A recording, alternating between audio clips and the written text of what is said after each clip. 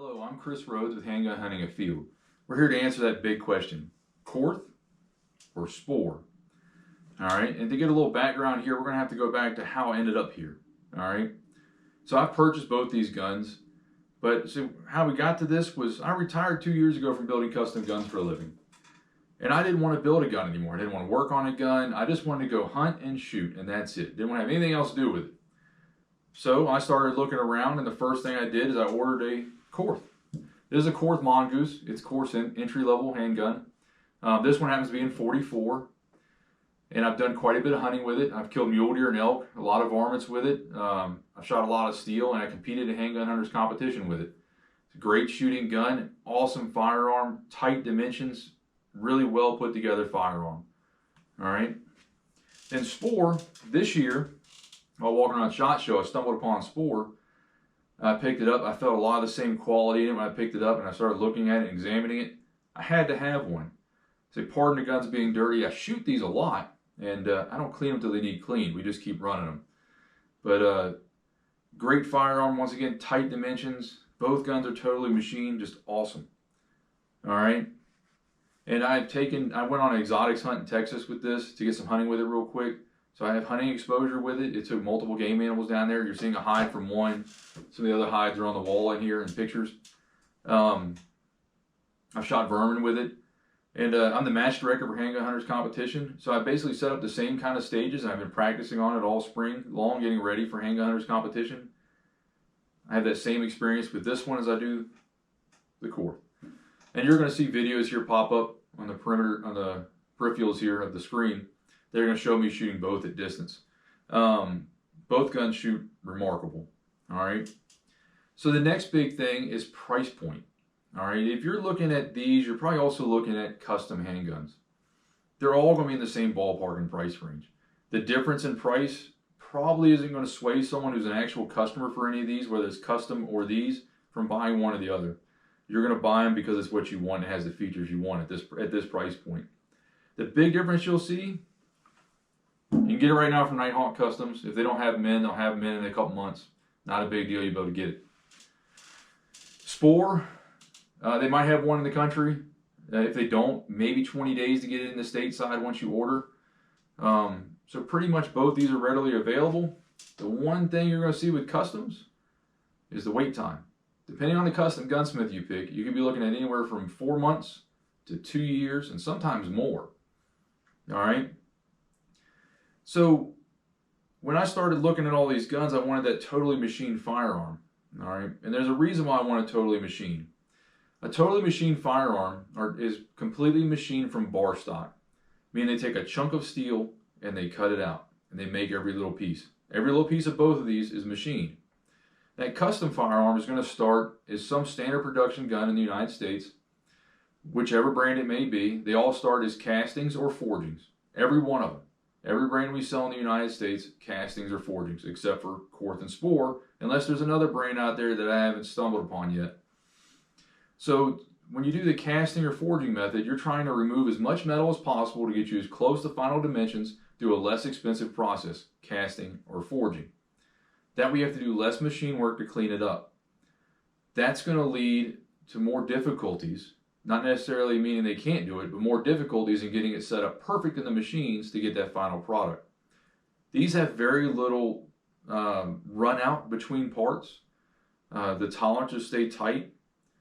When you start picking up these factory guns, you're going to see variances in tolerances. Tolerances stack. What a tolerance is the allowable dimension change or variance between parts that'll be accepted by the end engineer or the end quality control person.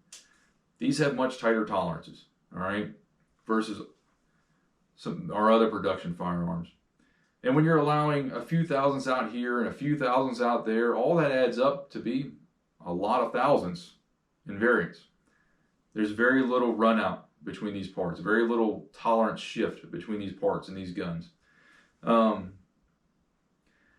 So to fix that, when you're building the custom guns, you're normally going around trying to fix all those tolerance issues. You're trying to tighten things up. You're trying to take out play.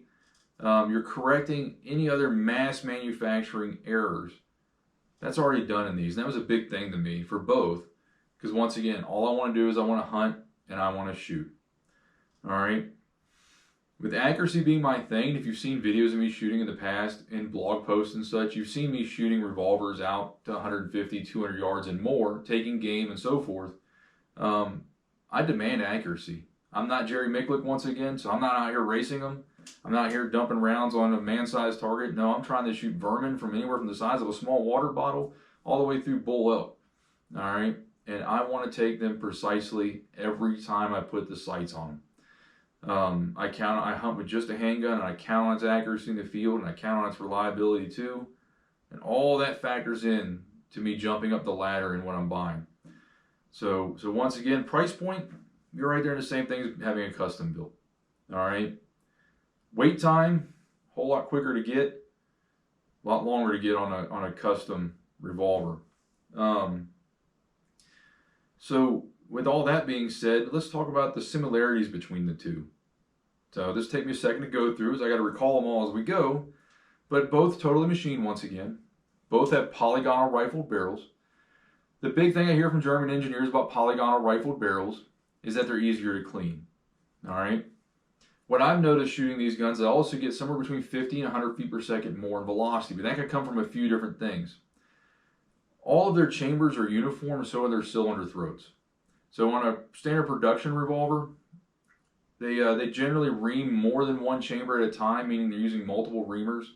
So we could end up with multiple size chambers and throats, whereas these are all exactly the same. I don't know the insides of how they're working. I don't know if they're cutting one at a time or what they're doing, but all their chambers measure out the same. I've pin gauged all these throats. I've internal mic'd my chambers.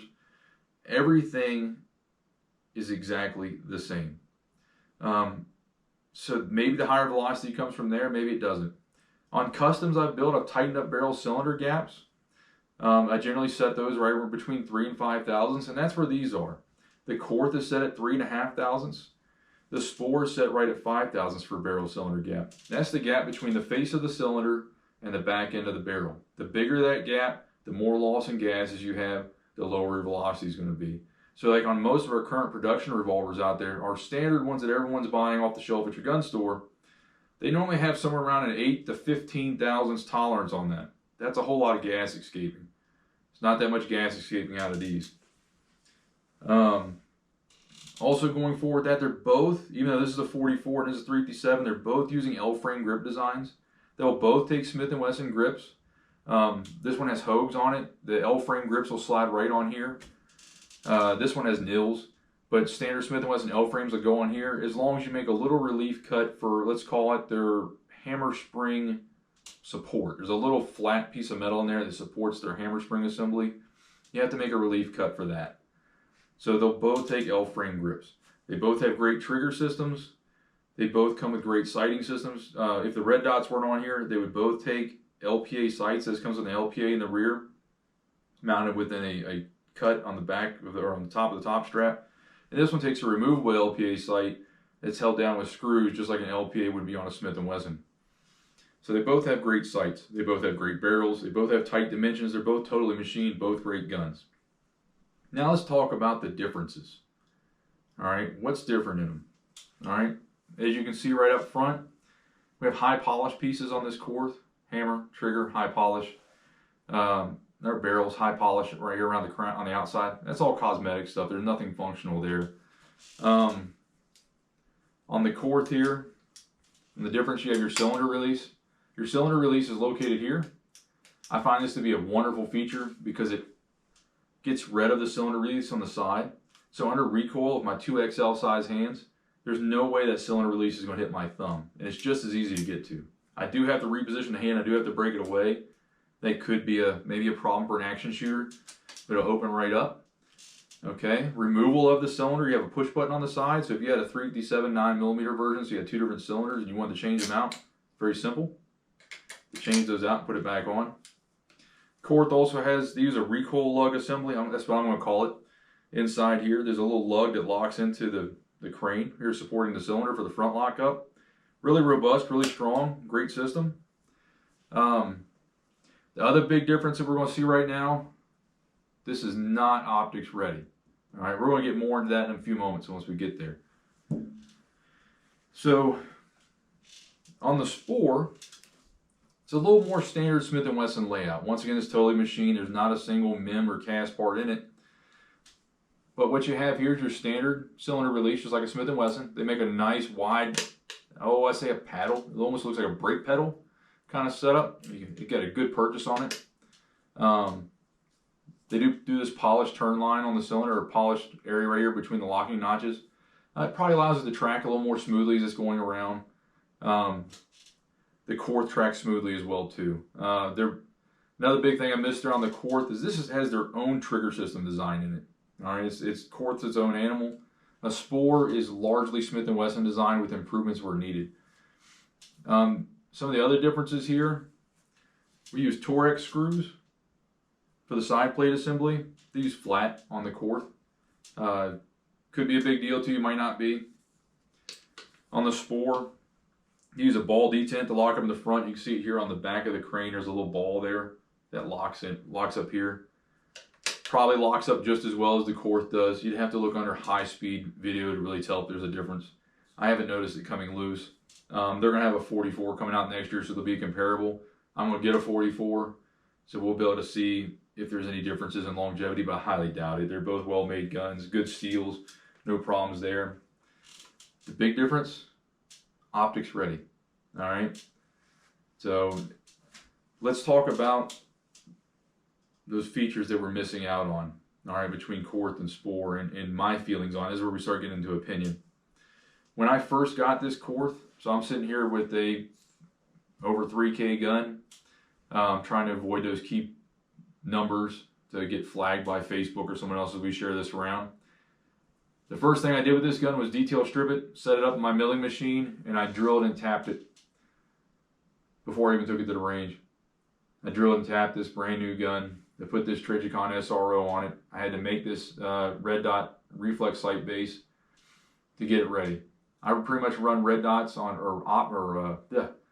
red dots or any other kind of dot sight on handguns anymore for my hunting. The distances I go, iron sights just don't work for it. And these work in all lighting conditions where iron sights, you can have various changes in point of impact and such, using those in different lighting conditions that I might face in the field. But anyways, I set this up, had the drill and tap at Trigicon SRO. But once it was done, phenomenal. Did great at Handgun Hunters competition with it. Done great in the field taking game. I did have to drill and tap an expensive gun right off the bat. This custom gun that's not sitting here, let's say it was a Smith & Wesson. In the 1990s, they figured out that guns need to be optics ready. They started drill and tapping all their frames. Ruger started putting scope rings on some of their hunter models. The integral scope ring system. They had it on the Red Hawk, the Super Black Hawks, other models out there. Along comes Spohr. You take that LPA sight off, it's drilled and tapped with 648 screw holes. This EGW from Evolution Gunworks, scope base, bolted right on there. And that was optics ready. Mounted my Ultra Dot and was ready to go. Pretty simple, and a whole lot less pucker factor going on versus drilling and tapping a very expensive handgun. I can't imagine what a gunsmith would charge you to work on that, because they got to make enough money to cover their oopsie to custom make this and drill and tap that frame on a really expensive handgun that they can't just go out and instantly get to replace it. Luckily, I have a whole machine shop available. I can do it myself. That right there, Smith & Wesson figured it out in the 90s. Where are you? So, along with that, they do offer an optics ready model. Korth does. It's almost a third more in cost. It has a rail from the front, about the front of the cylinder, forward going down the barrel, which means they put your optic very forward on the gun. If you want to run a pistol scope, it's going to be kind of crowded up there. It's going to be right near the muzzle, and then it starts having these rails all over it. Not what I need. I don't need a chainsaw effect from a handgun. That's a big negative to me. The Mongoose looks like a great classic firearm. It has everything I need, except it's not optics ready. Once again, Smith & Wesson got that in the 90s. I don't know where they were on their thought process there. Spohr, out of the box, ready to go with that. Both guns shoot phenomenal. There's no questions about that at all. Both of them shoot really well. There's lots of videos out there of me shooting both these at distance, and there's game animals to prove it. And say then there's hides on the wall in here from this one, and there's some pictures up there too from what the Korth is taking. So they both have adjustable over travel stops on the triggers. I always run those back and away because what I don't want to happen is when that trigger breaks, I don't want the trigger to suddenly stop. I want it to have a little blade behind it so I don't jerk it down when that trigger suddenly stops. Both these firearms are phenomenal. The Korth and the Spohr are both highly accurate. I've shot them both at extended distances. There's videos out there of me shooting both of them at distance, taking animals with both of them. Both of them work. Both of them work great. The big major difference between the two is modern versus 1970s. Optics ready, not optics ready. It's whether if you want that kind of feature, if you want optics, you're way smarter and way farther ahead to go with Spohr versus Korth unless you want a heavily railed model.